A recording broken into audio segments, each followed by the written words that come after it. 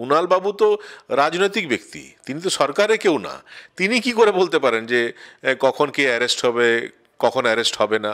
Police আধিকারিকদের মধ্যে একটা প্রতিযোগিতা চলছে যে কারা বিরোধীদের পর বেশি আক্রমণ করতে পারবে, কারা আইন নিজের হাতে তুলে নিতে পারবে, আইন বহির্ভূত কাজ যারা করবে তারাই প্রমোশন পাবে। সন্দেশখালি তো খোল করতাল বাজিয়ে দিয়েছেন আপনারা, এখানকার মানুষের জীবন নিয়ে তো আপনারা ছেলে খেলা করে দিয়েছেন, ওইখানকার মানুষের জীবন তো দুরূহ করে দিয়েছেন, এবং ভাবছেন 2-4 দিন গিয়ে ওখানে খোল করতাল বাজাবেন, নাটক করবেন, আর মানুষ সব ভুলে যাবে।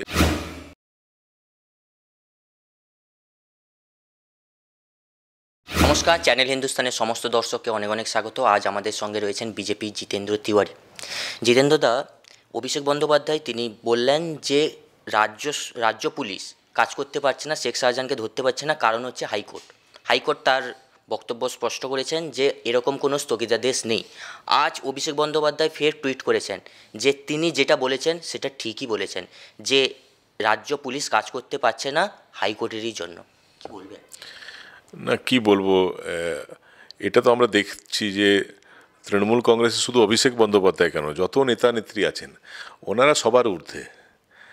হাইকোর্ট ওনাদের কথা মতো চলবে, পুলিশ ওনাদের কথা মতো চলবে, হেলথ ডিপার্টমেন্ট যারা আছে তারা ওনাদের কথা মতো চলবে, শিক্ষার সঙ্গে যারা যুক্ত আছেন বিভিন্ন আধিকারিক তারা ওনাদের কথা মতো চলবে, সাংবাদিকরা ওনাদের কথা মতো চলবে, ইভেন বিরোধী রাজনৈতিক দলের লোকদেরকে ওনাদের কথা মতো চলতে হবে, এই একটা মনোভাব ওনাদের। তো ন্যাচারালি নিজের সুপ্রিমেসি কায়েম করার জন্য বিভিন্ন সময় বিভিন্ন বক্তব্য তারা রাখেন, কিন্তু বাংলার মানুষ ওনাদের বিরুদ্ধে।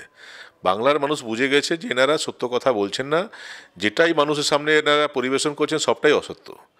তো উনি কি টুইট করলেন না করলেন এটা কেউ সিরিয়াসলি নিচ্ছে না, আর ওনার বক্তব্যকে কেউ আর সিরিয়াসলি নিচ্ছে না। তৃণমূলের মুখপাত্র কুণাল ঘোষ তিনি জানিয়ে দিয়েছেন যে 7 দিনের মধ্যে শাহজাহান ধরা পড়বে। একদিন ইতিমধ্যেই কেটে গেছেন। সত্যি তৃণমূল কংগ্রেস জানে যে কোথায় রয়েছে শাহজাহান? না হলে ডেডলাইন একদম বেঁধে দিচ্ছেন কিভাবে? না, সেটা না, হয়তো ওনারা এখন কোনো হয়তো ট্রিটমেন্ট চালাচ্ছেন, শাহজাহানের কোনো ট্যাবলেট খাওয়াচ্ছেন, হয়তো সেই ট্যাবলেটের কোর্স 7 দিন, হয়তো 7 দিন পর হয়তো আবার ওই ঝুলি থেকে বেড়াল বেরিয়ে পড়বে। এবং এই কথাগুলো তো বলার কথা ডিজির, এই কথাগুলো বলার কথা এসপির, বা প্রশাসনিক হেড হিসেবে মুখ্যমন্ত্রীও বলতে পারেন। কুণাল বাবু তো রাজনৈতিক ব্যক্তি, তিনি তো সরকারে কেউ না। তিনি কি করে বলতে পারেন যে কখন কে অ্যারেস্ট হবে, কখন অ্যারেস্ট হবে না? তার মানে যেটা হাইকোর্ট বারবার বলছে বা আমরা বিরোধীরা বারবার বলছি, যে এখানে সরকার এবং তৃণমূল কংগ্রেস মিলেমিশে গেছে, আলাদা করে আর সরকারের কোনো অস্তিত্ব নেই। তৃণমূল কংগ্রেসটাই সরকার হয়ে গেছে, আবার সরকার গোটাটাই তৃণমূল কংগ্রেস হয়ে গেছে। তাই তো মাননীয় মুখ্যমন্ত্রী নবান্নে বসে পলিটিক্যাল বক্তব্য রাখেন, পার্টির মিটিং করেন। তো এটা বাংলার মানুষ এটা দেখছে, এর জবাব দেবে বাংলার মানুষ। সন্দেশখালি নিয়ে একটা প্রসঙ্গ বলতেই হবে। আজকে নওশাদ সিদ্দিকী সায়েন্স সিটির কাছে তাকে আটকে দেওয়া হলো, যেখান থেকে 70 কিলোমিটার দূরে রয়েছে সন্দেশখালি। 70 কিলোমিটার আগে আটকে দিচ্ছে পুলিশ বিরোধীদের। কি রহস্য রয়েছে এতে? দেখুন, পুলিশ আধিকারিকদের মধ্যে একটা প্রতিযোগিতা চলছে, কে নাম্বার নিজের বাড়াতে পারে। শুভেন্দু অধিকারীকে যে আটকাতে পারবে তার নাম্বার বাড়বে, যে সুকান্ত মজুমদার উপর হামলা করতে পারবে তার নাম্বার বাড়বে, আমাদের লকেট চ্যাটার্জিকে যারা অ্যারেস্ট করবে তাদের নাম্বার বাড়বে, নৌসাদ সিদ্দিকীকে যারা অ্যারেস্ট করবে তাদের নাম্বার বাড়বে। তো পুলিশ আধিকারিকদের মধ্যে একটা প্রতিযোগিতা চলছে যে কারা বিরোধীদের পর বেশি আক্রমণ করতে পারবে, কারা আইন নিজের হাতে তুলে নিতে পারবে, আইন বহির্ভূত কাজ যারা করবে তারাই প্রমোশন পাবে। ন্যাচারালি এই কি বলবো, আনহেলদি একটা কম্পিটিশন পুলিশ মহলের মধ্যে তৈরি হয়েছে, এবং সেই আনহেলদি কম্পিটিশনে তারা বিভিন্ন সময় বেআইনি কাজ করছে। শাসক দলের কেউ গেলে তখন কিন্তু কাউকে আটকানো হচ্ছে না, বা সেইভাবে কোনো ছবি আমাদের কাছে আসছে না। সেই তো শুনলাম যে ওইখানে গিয়ে কেউ কীর্তন করছেন, কেউ খোল করতাল বাজাচ্ছেন। খোল করতাল নিজের অঞ্চলে বাজান না ভাই, সন্দেশখালি তো খোল করতাল বাজিয়ে দিয়েছেন আপনারা, এখানকার মানুষের জীবন নিয়ে তো আপনারা ছেলে খেলা করে দিয়েছেন, ওইখানকার মানুষের জীবন তো দুরূহ করে দিয়েছেন, এবং ভাবছেন 2-4 দিন গিয়ে ওখানে খোল করতাল বাজাবেন, নাটক করবেন, আর মানুষ সব ভুলে যাবে। রাতের পর রাত আমাদের সন্দেশখালির মহিলাদেরকে তৃণমূল কংগ্রেসের নেতাদের অ্যামিউজমেন্টের জন্য আপনারা ব্যবহার করবেন, তাদের মনোরঞ্জন করতে হবে, তাদের মন ভোলাতে হবে রাতের পর রাত, আর তারপর মহিলারা সব ভুলে যাবেন, বাংলার মায়েরা বোনেরা সব ভুলে যাবেন, সন্দেশখালির মানুষ সব ভুলে যাবে। এরকম যারা ভাবছেন তারা মূর্খের স্বর্গে বাস করছেন। তৃণমূল কংগ্রেসের তরফ থেকে জানিয়ে দেওয়া হয়েছে আগামী 10ই মার্চ ব্রিগেড শোভাযাত্রা রয়েছে। 100 দিনের কাজের টাকা দেওয়া হচ্ছে না, তার জন্যই অন্যদিকে সন্দেশখালি একদম জ্বলছে, আগুন বলা যেতে পারে যে সন্দেশখালি জ্বলছে, কি বলবেন? না, ব্রিগেড করুন, সেটা করতে পলিটিক্যাল লোক রাজনৈতিক দল এটা ব্রিগেড করতেই পারে, কিন্তু বাংলার মানুষকে ওনাদের তো বলার সময় এসেছে যে এতদিন 12-13 বছর ধরে আছেন, 2011 থেকে তারা আছেন, বাংলার মানুষকে তারা কি দিলেন? বাংলার মানুষকে যে স্বপ্ন দেখিয়ে তারা ক্ষমতায় এসেছিলেন সে স্বপ্ন পূরণ হলো না কেন? বারবার শুধুমাত্র দিল্লিকে দোষ দিয়ে তো লাভ নেই। বাংলায় যখন মমতা বন্দ্যোপাধ্যায় সরকার এসেছেন তখন তো বিজেপি ছিল না, তখন তো ইউপিএ সরকার ছিল, এখন হয়তো এনডিএ আছে। আপনি সে সমন্বয় রাখছেন না কেন? এবং দিল্লির সরকার তো শুধু বিজেপি পার্টি অফিস থেকে চালায় না, একটা সংবিধান মেনে চালাতে হয়। তো দিল্লি যে অর্থ পাঠাচ্ছে 100 দিনের কাজের জন্য, যে অর্থ পাঠিয়েছে তা তো হিসাব চাইছে।